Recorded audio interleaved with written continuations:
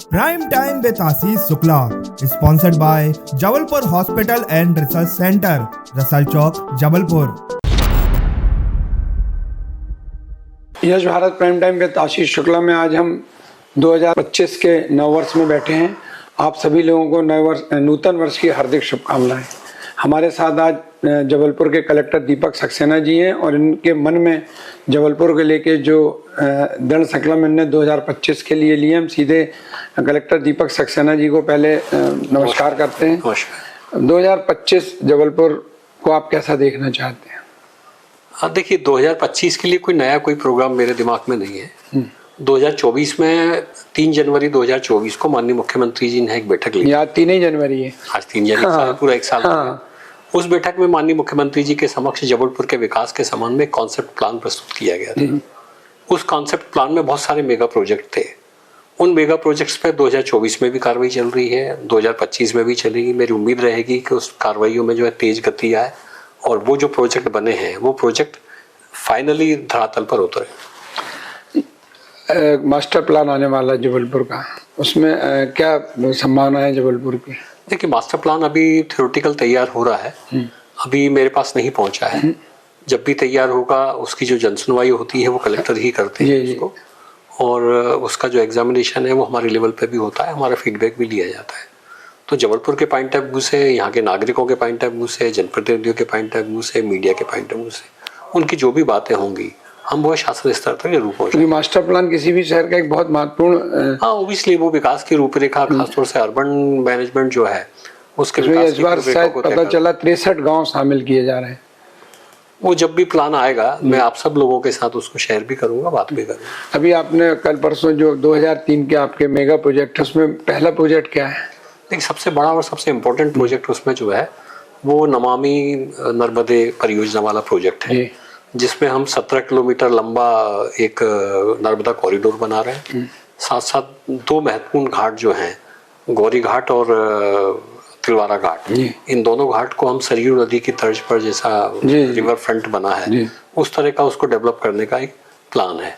तो ये एक बड़ा महत्वपूर्ण प्रोजेक्ट है मुझे लगता है, और ये जब बनेगा, जब ये साकार रूप लेगा तो जबलपुर की दशा दिशा दोनों चेंज करेंगे।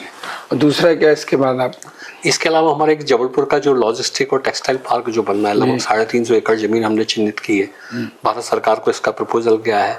एक परीक्षण भारत सरकार के लेवल पर इसका ऑलरेडी हो चुका है, और जैसी स्वीकृति मिलेगी ये अपना जो रिंग रोड अपना नया बन रहा है उसके ऊपर ये प्रोजेक्ट आएगा। तो ये आर्थिक विकास के लिए बड़ा महत्वपूर्ण रोल प्ले करेगा। तीसरा महत्वपूर्ण प्रोजेक्ट क्या है इसमें? एक मुझे लगता है जबलपुर की जो पहचान है वो वीरांगना रानी दुर्गावती जी है। मदन महल की पहाड़ी पे टूरिज्म डेवलपमेंट कॉर्पोरेशन ने एक बहुत अच्छा प्रोजेक्ट है, उनकी स्मृति को ध्यान में रख के बनाया है। करीब 100 करोड़ का ये प्रोजेक्ट है। इस प्रोजेक्ट के अपने चैलेंज है, क्योंकि मदन महल की पहाड़ी पे कुछ अतिक्रमण है, तो उस अतिक्रमण को हटाना बहुत जरूरी है। साथ साथ मदन महल की पहाड़ी पे जो इकोलॉजी है उसको मेंटेन करने के हिसाब से प्रोजेक्ट बनना आवश्यक था। उसका डीपीआर तैयार हो गया है। डीपीआर की जो कमेटी है, एक हाई लेवल कमेटी है कमिश्नर की अध्यक्षता में, उस कमेटी ने डीपीआर अप्रूव भी कर दिया है, टेंडर भी हो गया है। अब ये प्रोजेक्ट काम करने की गति में आ गया है। तो मुझे लगता है 2025 में यदि हम इस प्रोजेक्ट को पूरा कर पाए तो एक बड़ा काम हो जाएगा। अब छोटी छोटी समस्याएं नागरिकों की रहती है जबलपुर में। अभी सबसे ज्यादा समस्या, आपने अभी ई रिक्शा का रजिस्ट्रेशन तो शुरू कर दिया है, यातायात को लेके कोई ऐसी यातायात को लेके आपको याद होगा लास्ट मंथ मैं और एसपी दोनों ही सड़कों पे हम निकले थे। कमिश्नर नगर निगम भी हमारे साथ थी, और हमने सभी एसडीएम के साथ, सीएसपी के साथ मार्केट में हम घूमे, वहाँ के लोगों से चर्चा की, परेशानी को 1 to 1 उसको समझा। इसके बाद हमने सभी एसडीएम्स को, सीएसपीस को, नगर निगम के जो एडिशनल कमिश्नर्स हैं उनको कहा है कि वो पॉकेट वाइज एक प्लान बनाए। प्लान जो है मोटे तौर पे एक तो ट्रैफिक को लेके है, पार्किंग को लेके है, जो टेम्परेरी इंक्रोचमेंट है उसको लेके है, और साथ साथ जो जबलपुर की सबसे बड़ी समस्या है ई रिक्शा, उसको लेके है। तो इन्होंने प्लान तैयार कर लिया है। प्लान पे अभी डिस्कशन हम लोग कर रहे हैं और बहुत जल्दी इसको फाइनल कर देंगे। फाइनल करने के बाद आपसे भी डिस्कशन करेंगे और माननीय जनप्रतिनिधियों से भी डिस्कशन करेंगे। आप लोगों के यदि कोई सजेशंस होंगे उसको इनकॉर्पोरेट करेंगे, फिर इसको इम्प्लीमेंट करेंगे। अपन बढ़ते हुए शहर में अपन एक बहुत अजीबोगरीब समस्या पे लोगों का ध्यान कम जाता है। जो अपन एक टाउन एंड कंट्री प्लानिंग का नक्शा बनता है किसी भी कॉलोनी का, फिर उसमें सब चीज़ें व्यवस्थित होती कि यहाँ पे व्यवसाय होगा, यहाँ रहवास रहेगा। लेकिन अधिकांश रहवास आजकल विजयनगर तरफ ज़्यादा देखा जा रहा है कि आवासीय जगह व्यापार होने लगे, अस्पतालें भी खुलने लगी हैं और भी काम हो रहे थे। जो देखिए ये वाली जो समस्या है ये केवल जबलपुर जिले की समस्या नहीं। जी जी, ये सभी बड़े शहरों इंक्लूडिंग दिल्ली राजधानी क्षेत्र तक में ये समस्या रही है। ये समस्या है कि लोग जो रहवासी क्षेत्र रहते हैं उस रहवासी क्षेत्रों में कमर्शियल एक्टिविटी चालू कर देते हैं और वो उन्हीं लोगों को समझ में आता है जिनके बगल में कोई कमर्शियल एक्टिविटी होती है कि उसका कष्ट क्या होता है, उसका दर्द क्या होता है, उससे कितनी तकलीफ लोगों को रहने में होती है।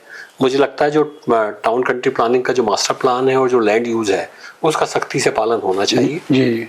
इसमें एक्ट बड़ा स्पष्ट है, शास्ति की कार्रवाइयां भी उसमें हो सकती हैं, पेनलाइज भी उसमें किया जा सकता है। मुझे लगता है इस तरह की स्पेसिफिक शिकायतें यदि आएंगी हम बाकायदा कार्रवाई करेंगे। और इसके अलावा जो धान खरीदी उसमें क्या चल रहा है आप खुद ही बताएं। देखिए धान खरीदी में अभी हमारा लास्ट अभी 2-3 दिन पहले पानी गिरा था, उसकी वजह से थोड़ा व्यवधान हुआ था, पर कल तक जो है करीब 2,15,000 मैट्रिक टन जो है धान हम लोग खरीद चुके हैं। मोटे तौर पे मेरा जो अनुमान है वो ये है कि 3.5 लाख से 4 लाख के बीच में इस बार धान आएगी। लगभग आधी से ज़्यादा हमारी खरीदी हो चुकी है और पेमेंट्स की रफ्तार भी ठीक है। केवल ये थोड़ा सा पेमेंट का ये चूँकि पानी गिर गया था, कुछ धान गीली हो गई तो उसको अपग्रेड करने में टाइम लग रहा है। बाकी ओवरऑल धान का गत वर्ष की तुलना में यदि आप कहें तो इस वर्ष धान की खरीदी ठीक तरीके से हो रही है। पिछले साल काफ़ी कुछ गलतियाँ हुई थी, उससे हमने सबक भी लिया है। लास्ट टाइम सिक्मी काश्तकार बहुत ज़्यादा पंजीकृत हो गए थे जो कि मोस्टली फर्जी ही थे। इस बार सिक्मी काश्तकारों पे बड़ा हमने लगाम लगाई है और लगभग 29,000 हेक्टेयर सिक्मी काश्तकारी का रकबा जो है इस बार कम हुआ है। इतना रकबा कम होने का अर्थ ये है कि लगभग 1.5 लाख मीट्रिक टन धान जो है कम खरीदी जाएगी। मतलब करीब करीब इसका यदि मान लो मोटे तौर पे आप पैसे में इसका वैल्यूएशन करते हैं तो लगभग 350 करोड़ रुपए के आसपास ये शासन को बचत होगी। मतलब बेवजह की जो खरीदारी किसानों का यदि धान है तो हमको खरीदना ही है, उसमें बचत का कोई प्रश्न ही नहीं है। किसान यदि जितना धान लेके आएंगे उतनी धान हम उनको खरीदेंगे। पर किसानों की आड़ में कुछ व्यापारी, कुछ बिचौलिए यदि पुराना माल, खराब माल खपाने की कोशिश करें तो उस पर अंकुश लगना चाहिए। ये उसी प्रक्रिया के तहत की गई कार्रवाई। इसके अलावा कोई ऐसा सवाल जो मैं ना पूछ पाऊंगा, आप जनता से बताना चाहें? नहीं, आपके सवाल इतने रहते हैं उससे बच पाना तो मुश्किल है, लगातार आपके सवाल उसमें रहते हैं। मैं केवल एक बात जरूर आपके इसका आज आप जो बात कर रहे हैं उसका माहौल लेते हुए नागरिकों को कहना चाहूँगा। मध्य प्रदेश सरकार 2047 के लिए मध्य प्रदेश कैसा होगा उसके बारे में एक विजन डॉक्यूमेंट तैयार कर रहे हैं। विजन डॉक्यूमेंट के बारे में जनसंवाद एक कार्यक्रम आयोजित किया गया है। प्रदेश के सभी जिलों में कलेक्टर्स को इस बात के लिए ताकीद किया गया है कि वो स्थानीय लोगों के साथ बातचीत करें, मीडिया पर्सन्स के साथ करें, पब्लिक रिप्रेजेंटेटिव्स के साथ करें। समाज के अलग अलग वर्ग हैं, किसान हैं, महिलाएं हैं, युवा हैं, उद्योगपति हैं, इन लोगों के साथ बात करें और वो कैसा जिला देखना चाहते हैं 2047 में, उसका एक वर्क प्लान विजन डॉक्यूमेंट के रूप में तैयार करें, जो कि मध्य प्रदेश विजन 247 का जो डॉक्यूमेंट तैयार होगा उसमें इनकॉर्पोरेट किया जाएगा। हमने इसके लिए एक फॉर्मेट जो है सर्कुलेट किया है और सभी लोगों से अपेक्षा की है कि वो 4 तारीख तक अपने सजेशन दे दें। जो सजेशंस आएंगे उन पर हम डिटेल डिस्कशंस लोगों के साथ फिर करेंगे। तो मैं सभी नागरिकों से ये अपील करता हूँ कि सरकार ने ये जो कार्यक्रम तय किया है जनसंवाद का, देश को, प्रदेश को और जिले को विकसित करने के लिए, उसमें नागरिकों की सहभागिता बहुत जरूरी है। आप आगे आएँ, विचार करें कैसा अपन अपने ज़िले को देखना चाहते हैं, वैसे सजेशन दें ताकि विजन डॉक्यूमेंट में उसको इनकॉर्पोरेट किया जा सके और उसके हिसाब से फिर प्लानिंग की जा सके। ये थे हमारे साथ कलेक्टर दीपक सक्सेना जी। हम फिर आपसे रूबरू कराएंगे कोई शहर विकास में जब भी कोई बात आएगी तो फिर हम इनसे बातचीत करेंगे। तब तक के लिए नमस्कार, thank you. Prime time with Ashish Shukla, sponsored by Jabalpur hospital and research centre, Russell Chowk, Jabalpur.